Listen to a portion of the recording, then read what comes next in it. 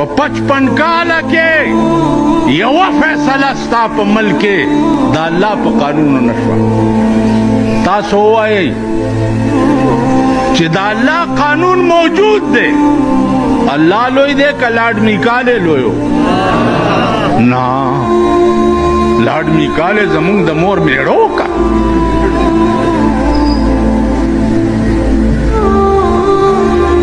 د لاډ میکالې جوړ کړی قانون نن ستا په ملک کې پې فیصلې کیږي.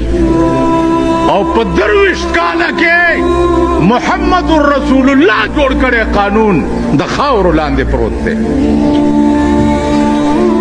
دا ذلیل قوم چې مردار شي، ناول دا د ښار خلک ملا یو سلور ملوانې مونږ کور کې راغلی دي. دا ښاریان وایي بجلیګر ملا ساڑے پیچھے چیس کے مار دے. چیس کے نہیں مارنا، توڑے.